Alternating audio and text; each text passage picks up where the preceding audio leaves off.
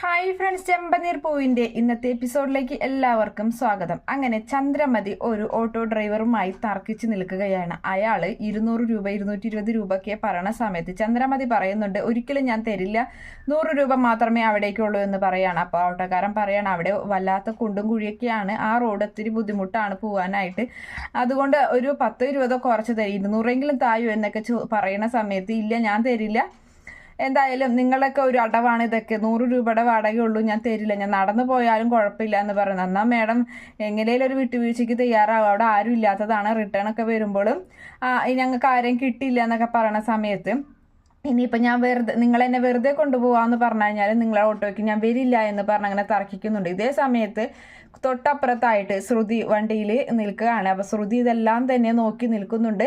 അങ്ങനെ സൂത്രക്കാരിയായ ശ്രുതി നേരെ ചന്ദ്രമതിയുടെ അരികിലേക്ക്, ചന്ദ്രമതി നേരെ ഇങ്ങോട്ട് വരികയാണ്. അപ്പം മേഡം എന്ന് ചോദിക്കുകയാണ്. അപ്പം എന്താണെന്ന് ചോദിക്കുമ്പോൾ മേഡം എവിടേക്കാണ്, ഞാൻ അവിടേക്കാണ്, വേണമെങ്കിൽ മേഡത്തിന് ഞാൻ കൊണ്ടാക്കാമെന്ന് പറയുന്നുണ്ട്.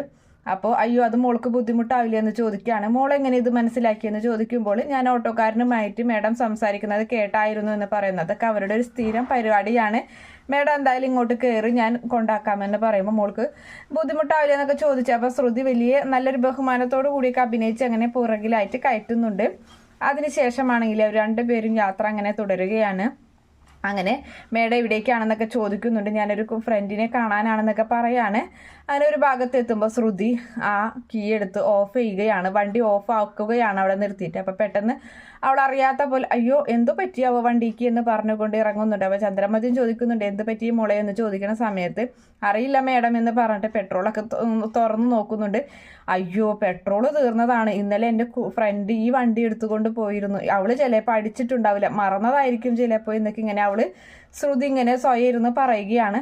അപ്പോൾ അത് കേൾക്കുന്ന ചന്ദ്രമതി ചുറ്റിങ്ങനെ നോക്കുന്നുണ്ട്. അപ്പോൾ തൊട്ടപ്പുറത്ത് തന്നെ ഒരു പമ്പുണ്ട്, ആ പമ്പിൻ്റെ അടുത്ത് തന്നെ ആണ് നമ്മുടെ ശ്രുതി ആ ഒരു വണ്ടി ഓഫ് ചെയ്തത്, കാരണം പെട്രോൾ അടിക്കാൻ വേണ്ടി തന്നെ. അങ്ങനെ ദേ പമ്പല്ലേ ആ കാണുന്നത്, അവിടെ പോയി അടിച്ചാൽ പോരെ മോളെ എന്ന് ചോദിക്കുന്നുണ്ട് ശ്രുതിയോടായിട്ട് ചന്ദ്രമതി. അപ്പോൾ ശ്രുതി പറയാണ്, അയ്യോ മേഡം ഞാനാണെങ്കിൽ ക്യാഷോ കാർഡോ ഒന്നും എടുത്തിട്ടില്ല, ഞാൻ അങ്ങനെ ഇതൊന്നും കൊണ്ട് നടക്കാറില്ല എന്ന് പറയുന്നുണ്ട്.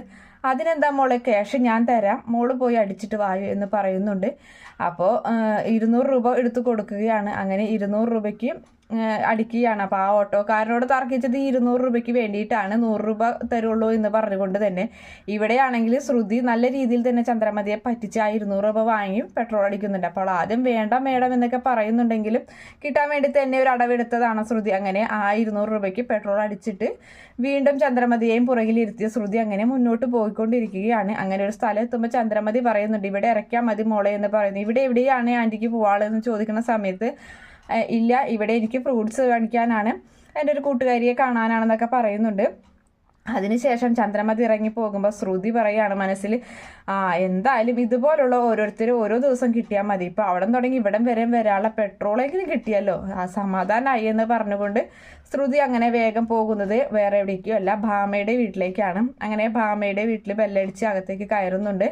എങ്ങനെയുണ്ട് ആൻറ്റി എന്നൊക്കെ ചോദിക്കുകയാണ്. മേഡം എന്നൊക്കെ ചോദിച്ചിട്ട് ഭാമ പറയുന്നുണ്ട്, മോളെ തീരെ വയ്യ എന്നൊക്കെ പറയുമ്പോൾ ഞാൻ എന്തായാലും ഇപ്പം തന്നെ മസാജ് ചെയ്ത് തരാമെന്ന് പറഞ്ഞിട്ട് ഇങ്ങനെ നെക്കിൻ്റെ അവിടെയും അതുപോലെ ഷോൾഡറിൻ്റെ അവിടെയൊക്കെ അവളിങ്ങനെ മസാജ് ചെയ്ത് കൊടുക്കുകയാണ്. അപ്പോൾ ഭാമയ്ക്ക് ഒരുപാട് സന്തോഷമാണ്. ഭാമ ആണെങ്കിൽ നല്ല സുഖിച്ച് അങ്ങനെ ഇരിക്കുകയും ചെയ്യുകയാണ്. ശ്രുതിയാണെങ്കിൽ ആ സമയത്ത് ഒരു കാര്യം പറയുന്നുണ്ട്, എന്തായാലും മേഡത്തിന് മുട്ടുവേദന വല്ലാതെ കൂടുതലല്ല മേഡം, ഞാനൊരു കാര്യം പറയാം, ഒരു തൈലമുണ്ട്, അത് കിട്ടാനൊന്നും അങ്ങനെ എളുപ്പമല്ല എന്ന് പറയുന്നുണ്ട്, കുറേ പൈസ, ഇത്തിരി അധികം പൈസയുണ്ട് എന്ന് പറയുന്നുണ്ട് ശ്രുതി. അപ്പോൾ അയ്യോ മോളെ പൈസ അധികമുള്ളതെന്ന് വെച്ചാൽ വേണ്ട എന്ന് പറയുന്നുണ്ട്. അയ്യോ മേഡം എന്ന് പറഞ്ഞുകൊണ്ട് വേഗം തന്നെ ആ ഡോറൊക്കെ പോയി അടയ്ക്കുകയാണ് ശ്രുതി. എന്നിട്ട് പറയുന്നുണ്ട്, മേഡം ഇതങ്ങനെ പെട്ടെന്നൊന്നും കിട്ടുന്നില്ല, പിന്നെ എനിക്കായതുകൊണ്ട് 9,000 രൂപയാണ് ശരിക്കും അതിൻ്റെ വില, എനിക്കായതുകൊണ്ട് 5,999 രൂപയ്ക്ക് എനിക്ക് തരും, ആ റേറ്റിൽ തന്നെ മേഡത്തിന് ഞാൻ തരാം, എനിക്ക് ലാഭമൊന്നും വേണ്ട, കൂടുതലൊന്നും എനിക്ക് വേണ്ട എന്ന് പറയുന്നുണ്ട്. അപ്പോൾ ആ സമയത്ത് ഭാമ പറയാണ്, എന്നാ മോളെന്നാ ഓർഡർ ചെയ്യും, എന്തായാലും ഇതിൽ നല്ല മാറ്റം ഉണ്ടാവും മേഡം എന്നൊക്കെ പറയുന്നുണ്ട്. എന്നാൽ മോൾ ആ കാര്യം ചെയ്യ്, എന്തായാലും ഓർഡർ ചെയ്തോ എന്ന് പറയുന്നു. അങ്ങനെ അവൾ മസാജ് ചെയ്തുകൊണ്ടിരിക്കണം. അതേ സമയത്ത് തന്നെ അവിടേക്ക് ബെല്ലടിക്കുന്നുണ്ട്, കോളിംഗ് ബെല്ലടിക്കുകയാണ്. അപ്പം മേഡം അവിടെ ഇരുന്നാൽ ഞാൻ നോക്കാമെന്ന് പറഞ്ഞ് ശ്രുതി വാതിൽ തുറന്ന് നോക്കുമ്പോൾ കാണുന്നത് ചന്ദ്രമതിയെയാണ്. അപ്പം ചന്ദ്രമതിയെ കാണുമ്പോൾ ശ്രുതി പറയുന്നുണ്ട്, അയ്യോ മേഡത്തിന് ഞാൻ ആ പൈസ ഞാൻ വേണമെങ്കിൽ അയച്ചു തരാം, മേഡം എന്തിനാ എന്നെ അന്വേഷിച്ച് ഇവിടേക്ക് വന്നത് എന്നൊക്കെ ചോദിക്കണ സമയത്ത് അതിന് ആ പൈസയ്ക്കാണ് ഞാൻ വന്നതെന്ന് ആരാ പറഞ്ഞത് എന്ന് ചോദിക്കുന്നുണ്ട്.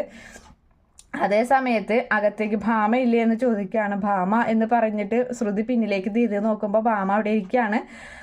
ഇത് ചന്ദ്രമതിയോ വായോ എന്ന് പറയുന്നുണ്ട്. അങ്ങനെ അകത്തേക്ക് കയറുകയാണ് ചന്ദ്ര.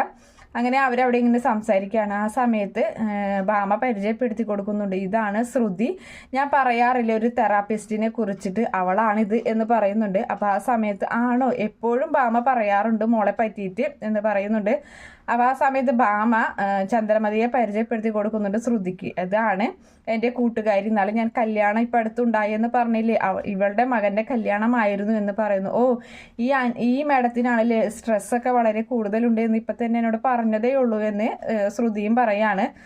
അത്രയ്ക്കൊന്നും ഇല്ല മോളെ, അങ്ങനെയൊന്നുള്ള ബുദ്ധിമുട്ട് അത്രയൊന്നും ബുദ്ധിമുട്ടില്ല എന്ന് ചന്ദ്ര പറയുന്ന സമയത്ത് എന്തായാലും ഞാൻ മേഡത്തിനെ ഒന്ന് ഫ്രീ ആയിട്ട് ഞാനൊന്ന് ചെയ്തു തരാം, മേഡം ഒന്ന് നോക്കി മേഡത്തിന് സുഖം തോന്നുന്നുണ്ടെങ്കിൽ മാത്രം എന്നെ വിളിച്ചാൽ മതി എന്ന് പറയുമ്പോൾ അതൊന്നും വേണ്ട മോളെ എന്ന് പറയുന്നുണ്ട്. അത് സാരില്ല എന്ന് പറഞ്ഞുകൊണ്ട് അതൊക്കെ ശ്രുതിയുടെ ഒരു ട്രിക്കാണ്. അപ്പോൾ ശ്രുതി അങ്ങനെ ചന്ദ്രയുടെ തോളിലും അങ്ങനെ ഷോൾഡറിൻ്റെ അവിടെയൊക്കെ ഇങ്ങനെ മസാജ് ചെയ്ത് കൊടുക്കുകയാണ്. അപ്പോൾ അവൾക്കും ഒരുപാട് ഇഷ്ടമാവുന്നുണ്ട്. അവൾ പറയുന്നുണ്ട്, എന്തോ നല്ലൊരു സുഖം, ശരീരത്തിനൊക്കെ നല്ലൊരു സുഖം തോന്നുന്നുണ്ട് എന്ന് പറയുകയാണ്.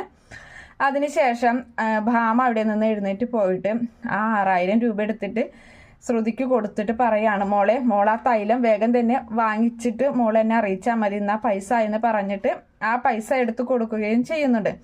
അപ്പം ശരി മേഡം വിളിച്ചാൽ മതി.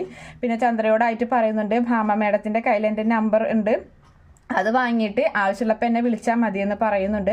അങ്ങനെ അവിടെ നിന്നും ശ്രുതി പോകുമ്പോൾ ഭാമയോടായിട്ട് ചന്ദ്ര പറയാണ്, നല്ല മിടുക്കി കുട്ടിയല്ലേ ഇത്, ഇവളെ അല്ലേ എന്നൊക്കെ പറഞ്ഞിട്ട് ഇങ്ങനെ ചോദിക്കുന്ന സമയത്ത് അതൊക്കെ അവിടെ നിൽക്കട്ടെ, നീ എന്തായാലും എന്നോട് പറയാൻ വന്ന കാര്യം പറ, നിന്റെ പരിപാടി എന്ന് ചോദിക്കുമ്പോൾ അറിയാത്ത പോലെ ചന്ദ്ര എന്ത് എന്നൊക്കെ ചോദിക്കുന്നുണ്ട്. നീ അധികം ഒന്നും എന്നോട് ഒളിപ്പിക്കാൻ നിൽക്കണ്ട, നീ കാര്യം പറയുമെന്ന് ഭാമ പറയുന്ന സമയത്ത് ഞാൻ പറയാം, പക്ഷേ നീ മറ്റാരോട് ഇത് പറയരുത് എന്ന് പറഞ്ഞുകൊണ്ട് ചന്ദ്ര എല്ലാ സത്യങ്ങളും തുറന്നു പറയുകയാണ് ഭാമയോടായിട്ട്.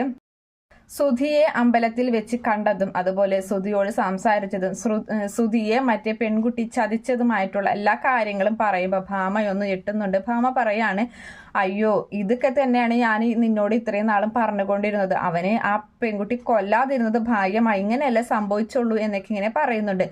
അതിനുശേഷം ഇതിപ്പോൾ രേവതി എന്നെ വിളിച്ചില്ലായിരുന്നെങ്കിൽ ഞാൻ ഇപ്പോൾ ഈ കാര്യം അറിയില്ലായിരുന്നു എന്ന് ഭാമ കൂട്ടിച്ചേർക്കുമ്പോൾ ചന്ദ്ര ദേഷ്യപ്പെടുകയാണ്. ചന്ദ്ര പറയുന്നുണ്ട്, അവള് ആവശ്യമില്ലാത്ത കാര്യത്തിലൊക്കെ ഇത്തിരി ഇടപെടൽ അവൾക്ക് ഇത്തിരി കൂടുതലാണ് എന്നിങ്ങനെ ചന്ദ്ര ദേഷ്യത്തോടു കൂടി പറയുന്നുണ്ട്. അങ്ങനെ ആ ഒരു ഭാഗം അവസാനിക്കുകയാണ്. അതിനുശേഷം കാണിക്കുന്നത് നമ്മുടെ രേവതിയെ തന്നെയാണ്.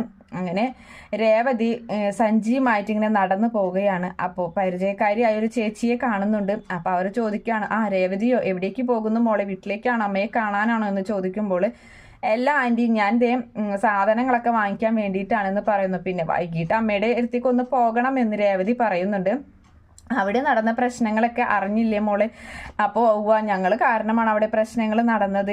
ഇപ്പോൾ അങ്ങനെയൊക്കെ ഇങ്ങനെ രേവതി തന്നെയാണ് ആ പ്രശ്നത്തിനെ കുറിച്ച് പറയുന്നത്. സമയത്ത് ആ ചേച്ചി പറയുന്നുണ്ട്, അത് ശരിയാണ്, അതുകൊണ്ടാണല്ലോ ഇപ്പോൾ വീട് വേറെ മാറേണ്ടി വന്നത്, ഈ വാടക വീട്ടിലൊക്കെ താമസിച്ച ഇതാണ് മോളെ പ്രശ്നം, അവർ പറയണ സമയത്ത് നമ്മൾ മാറിക്കൊടുക്കണം എന്നൊക്കെ പറയണ സമയത്ത് രേവതി ചോദിക്കുന്നുണ്ട്, എന്താ ആൻറ്റി അങ്ങനെ പറയാൻ കാരണം, എനിക്കൊന്നും മനസ്സിലായില്ല, അപ്പോൾ മോളെന്താ ഉദ്ദേശിച്ചതെന്നൊക്കെ ചോദിക്കുന്നുണ്ട്. അയ്യോ ഞാൻ അന്ന് എൻ്റെ ഭർത്താവിടെ പ്രശ്നം ഉണ്ടായിക്കില്ല, ഹൗസ് ഓണറെ തല്ലില്ല, കാര്യമാണ് പറഞ്ഞതെന്ന് പറയുമ്പോൾ അയ്യോ എന്നാൽ ശരി എനിക്ക് ഇത്തിരി തിരക്കുണ്ട് കേട്ടോ എന്ന് പറഞ്ഞിട്ട് അവിടെ നിന്ന് രക്ഷപ്പെടാൻ നിൽക്കുമ്പോൾ രേവതി പിടിച്ചു നിർത്തുകയാണ് ആ ചേച്ചിയെ. അവിടെ നിൽക്ക്, ആൻറ്റി എന്നോട് പറഞ്ഞിട്ട് പോയാൽ മതി സത്യം എന്ന് പറയുന്നുണ്ട്. അപ്പോൾ ആ ചേച്ചി പറയാണ്, അതെ മോളമ്മയോടൊന്നും ഇത് പറയരുത്, അമ്മ എന്നോട് പ്രത്യേകം പറഞ്ഞിട്ടുണ്ടായിരുന്നു മോളോട് പറയരുതെന്ന്, പെട്ടെന്ന് നിന്റെ വായിൽ നിന്ന് വീണതാണ്. എന്തായാലും അന്ന് മോളുടെ ഭർത്താവ് ആ ഹൗസ് ഓണറെ തല്ലിയില്ല, അപ്പോൾ ആ ഹൗസ് ഓണർ ആ വീട്ടിൽ നിന്ന് ഇറങ്ങാൻ ആവശ്യപ്പെട്ടിരിക്കുകയാണ്, വേറൊരു വീട് കിട്ടാത്തതിലുള്ള ബുദ്ധിമുട്ടൊക്കെ അമ്മ എന്നോട് സങ്കടങ്ങളൊക്കെ പറഞ്ഞു എന്ന് പറയുമ്പോൾ അയ്യോ അങ്ങനെ ഒരു സംഭവം ഉണ്ടോ എന്ന് രേവതി ചോദിക്കുകയാണ്. എന്തായാലും ഞാൻ പറഞ്ഞു എന്ന് മോള് അമ്മയോട് പറയരുതിട്ട് എന്ന് പറഞ്ഞുകൊണ്ട് തന്നെ സാരില്ല പ്രശ്നങ്ങളൊക്കെ മാറുമെന്ന് പറഞ്ഞ് ആശ്വസിപ്പിച്ച് ആ ചേച്ചി അവിടെ നിന്നും പോകുന്നുണ്ട്. അതേ സമയത്ത് തന്നെ രേവതിയുടെ അമ്മ ലക്ഷ്മി രേവതിയെ വിളിക്കുകയാണ് ഫോണിൽ. ആ മോളെ എന്ന് പറയുന്നുണ്ട്. അപ്പം ഞാൻ അങ്ങോട്ട് വിളിക്കാനിരിക്കുകയായിരുന്നു എന്ന് പറയുന്ന സമയത്ത് അതെ വിളിക്കും എന്നിട്ട് വിളിച്ചിട്ട് എന്തിനാ അവിടെയുള്ള കാര്യങ്ങളൊന്നും എന്നോട് പറയില്ലല്ലോ എന്ന് പറഞ്ഞു. ഇവിടെ എന്ത് കാര്യമാണ് മോളോട് പറയാത്തത് എന്ന് അറിയാത്ത ഭാവത്തിൽ ലക്ഷ്മി പറയുന്നുണ്ട്. അപ്പോൾ ആ സമയത്ത് രേവതി പറയാണ്, എന്താ ഇപ്പോൾ അവിടെ പ്രശ്നം എന്ന് അമ്മയ്ക്ക് അറിയില്ലേ എന്ന് ചോദിക്കുന്നുണ്ട്. ഹൗസ് ഓണർ വീട് മാറാൻ പറഞ്ഞില്ലേ എന്ന് ചോദിക്കുന്ന സമയത്ത് മോളത് അറിഞ്ഞായിരുന്നു. അത് സാരില്ല മോളെ എന്തായാലും സച്ചിയെ കുറ്റപ്പെടുത്തരുത്, സച്ചിയെ സമാധാനിപ്പിക്കണം, പിന്നെ തന്നെ എല്ലാ പ്രശ്നങ്ങളൊന്നും ഉണ്ടാക്കരുത്. ഇതെന്തായാലും ചെറിയ വീടല്ലേ, ഇത്തിരി നല്ല സൗകര്യമുള്ള ഒരു വീട്ടിലേക്ക് മാറണമെന്ന് ഞാൻ കുറച്ച് ദിവസമായി ആലോചിക്കുന്നു എന്നൊക്കെ ഇങ്ങനെ ലക്ഷ്മി പറയുന്ന സമയത്ത് എന്നെ സമാധാനിപ്പിക്കാൻ വേണ്ടി അമ്മ അങ്ങനെ പലതും പറയും. പക്ഷേ എനിക്കറിയാം അമ്മയുടെ മനസ്സിലെ വിഷമം. ഞാൻ എന്തായാലും ആ ഹൗസ് ഓണറെ നേരിൽ ചെന്ന് കണ്ടിട്ട് എൻ്റെ ഭർത്താവ് ചെയ്ത തെറ്റിന് ഞാൻ മാപ്പ് ചോദിക്കാം എന്ന് പറയുമ്പോൾ മോൾ അവരൊന്നും കാണാൻ പോകണ്ട എന്ന് പറയുന്നുണ്ട് ലക്ഷ്മി. അത് ഞാൻ തീരുമാനിച്ചോളാം എന്ന് പറഞ്ഞുകൊണ്ട് ഫോൺ കട്ട് ചെയ്യുകയാണ് രേവതി. അതിനുശേഷമാണെങ്കിൽ രേവതി നേരെ ആ ഹൗസ് ഓണറെ വീട്ടിലേക്ക് പോകുന്നുണ്ട്. അപ്പോൾ ആ മാഷിൻ്റെ ഭാര്യയാണ് ആദ്യം തന്നെ ഇറങ്ങി വരുന്നത്. ആ സമയത്ത് രേവതി അങ്ങനെ പുഞ്ചിരിച്ച് ചെല്ലുമ്പോൾ ആ മാഷിൻ്റെ ഭാര്യ രേവതിയുടെ പുറകിലോട്ട് ആ ഗേറ്റിൻ്റെ അവിടേക്കാക്കി നോക്കിയിട്ട് ചോദിക്കുന്നുണ്ട്, നീ തന്നെയാണോ വന്നത്, അല്ലെങ്കിൽ നിന്റെ ഭർത്താവ് ആ ഗുണ്ടേ കൂടെ ഉണ്ടോ എന്ന് ചോദിക്കുകയാണ്. പുറകെ വരുന്നുണ്ടോ എന്ന് ചോദിക്കുന്നു. അപ്പോൾ ഇല്ല എന്ന് പറയുന്നു. മാഡം ഒരു അബദ്ധം പറ്റിയതാണ് എന്ന് പറയുന്ന സമയത്ത് മതി വലിയ വിശദീകരണം ഒന്നും വേണ്ട എന്ന് ദേഷ്യത്തോടു കൂടി ആ മാഷിൻ്റെ ഭാര്യ ഇങ്ങനെ പറയുന്ന സമയത്ത് മാഷ് അവിടേക്ക് വരികയാണ്. അപ്പം മാഷ് പറയുന്നുണ്ട്, മതി നിർത്ത്, ഇനിയിപ്പോൾ അതിൻ്റെ പേരിലൊരു സംസാരം വേണ്ട. അപ്പം പറയാണ് രേവതി, എൻ്റെ അമ്മയെ അങ്ങനെ ശിക്ഷിക്കരുത്, ഞാൻ മാപ്പ് പറയാം എൻ്റെ ഭർത്താവ് ചെയ്ത തെറ്റിനെന്ന് പറയുമ്പോൾ ഇനി മാപ്പൊന്നും പറയണ്ട. എന്തായാലും ഈ നാട്ടുകാർ മുഴുവൻ അറിഞ്ഞു രേവതിയുടെ ഭർത്താവ് എന്നെ തല്ലിയ കാര്യം. അപ്പം ഇനിയും നിങ്ങളെ അവിടെ താമസിപ്പിച്ചാൽ ആൾക്കാർ അതും പറഞ്ഞുണ്ടാക്കും. അതുകൊണ്ട് എത്രയും വേഗം മാറണം, പിന്നെ 2 ആഴ്ചയ്ക്കുള്ളിലൊക്കെ മാറിയാൽ മതി എന്ന് പറയുന്നുണ്ട് മാഷ്. അപ്പോൾ ആ സമയത്ത് എൻ്റെ ഭർത്താവ് ചെയ്ത തെറ്റിന് എൻ്റെ അമ്മയെ എങ്ങനെ ശിക്ഷിക്കരുത് എന്നൊക്കെ പറഞ്ഞു നിൽക്കുകയാണ് രേവതി. അപ്പോൾ അതൊന്നും ചെയ്യിക്കൊള്ളാതെ നമ്മുടെ മാഷും ഭാര്യയും അങ്ങനെ നിൽക്കുന്ന ആ ഒരു ഭാഗം കാണിച്ചിട്ടാണ് ഇന്നത്തെ എപ്പിസോഡ് അവസാനിക്കുന്നത്. Okay friends, by, thank